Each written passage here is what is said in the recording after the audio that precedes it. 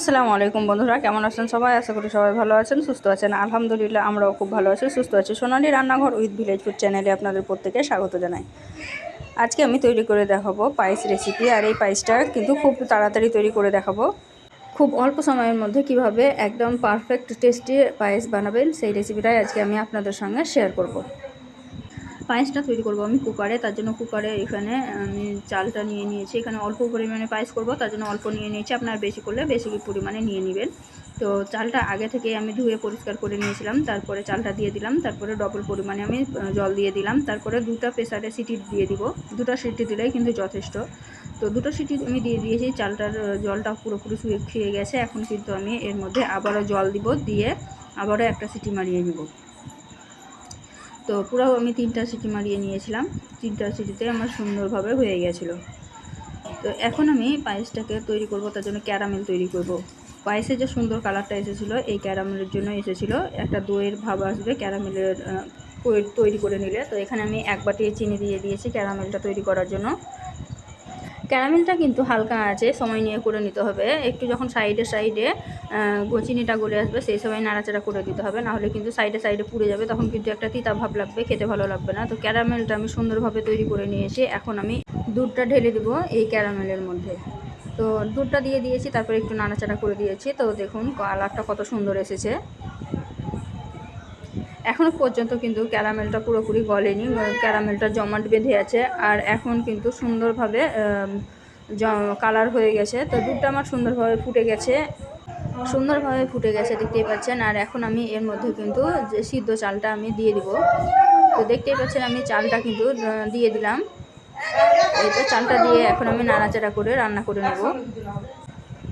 তো চালটা দেওয়ার সঙ্গে সঙ্গে কিন্তু একটু নাড়াচাড়া করে নিতে হবে, নাহলে কিন্তু তলায় লেগে যেতে পারে। তো নাড়াচাড়া করে আমি দুধটাকে একটু শুকিয়ে নেব। দুধটা একটু শুকিয়ে যাবে, তখন কিন্তু আমি এর মধ্যে বাকি যে জিনিসগুলো আছে সেগুলো অ্যাড করব। তার আগে কিন্তু এখন কিছু দিব না। তো এটা দেখতেই পাচ্ছেন চালটা কিন্তু অনেকটা পরিমাণে সিদ্ধ হয়ে গেছে। আর সিদ্ধ করে দিয়েছিলাম, দুধটা অনেকটা কমে গেছে, একদম পারফেক্ট হয়ে গেছে। আর এখন আমি নারকেল কোড়ানোটা দিয়ে দিব।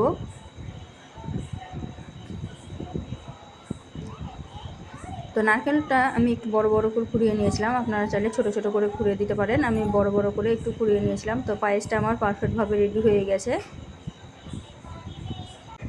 তো এখন নারকেলগুলো সব দিয়ে দিয়েছি, আর নারকেলটা কিন্তু সুন্দরভাবে সিদ্ধ হয়ে গেছে, আর সব কিছু পারফেক্টভাবে হয়ে গেছে। এই পর্যায়ে কিন্তু আমি 1 কাপ চিনি অ্যাড করে দেবো। যেহেতু আমি ক্যারামেল তৈরি করেছিলাম, তার জন্য কিন্তু এখানে আমি বেশি চিনি অ্যাড করব না, 1 কাপ পরিমাণেই অ্যাড করেছি। আপনারা যদি খুব বেশি মিষ্টি পছন্দ করেন তাহলে আর একটু পরিমাণে দিয়ে দিতে পারেন। আমাদের কাছে কিন্তু এইটাই পারফেক্ট।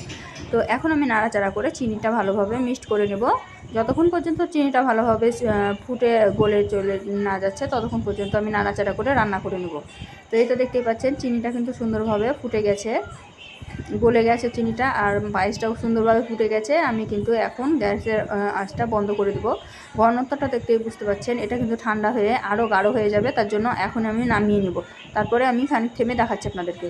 এতে দেখুন একটু ঠান্ডা করে নিয়েছিলাম, তারপরে দেখুন কত সুন্দর হয়েছে। এটা কিন্তু এখনও ভাপ উঠছে, আর কত সুন্দর হয়েছে, একদম দইয়ের মতো হয়েছে। আর এখন আমি আপনাদেরকে একটা বাটিতে পরিবেশন করে দেখাচ্ছি। দেখুন এই তো দেখুন কত সুন্দর লাগছে। তো এই পায়েসটা কিন্তু একদম খুব ঝটপট তৈরি হয়ে যায়, আর খেতেও কিন্তু দুর্দান্ত লাগে। তো এখন আমি দেখতে সুন্দর লাগার জন্য ওপর থেকে একটু নারকেল ছড়িয়ে দেবো। তো আপনারা চাইলে কিন্তু এইভাবে ঝটপট নারকেল ঘোরানো দিয়ে সুন্দরভাবে পায়েসটা তৈরি করে নিতে পারেন। আপনারা চাইলে বাদামও অ্যাড করতে পারেন, কিন্তু আমি বাদাম অ্যাড করিনি, নারকেল দিয়েই তৈরি করে নিয়েছি। তো আজকের ভিডিওটি কিন্তু এই পর্যন্ত। দেখা হবে এই ধরনেরই আরও নিত্য নতুন রেসিপি নিয়ে পরবর্তী ভিডিওতে। ততক্ষণ সবাই ভালো থাকবেন, সুস্থ থাকবেন, আর আমার জন্য একটু দোয়া করবেন। খোদা হাফিজ।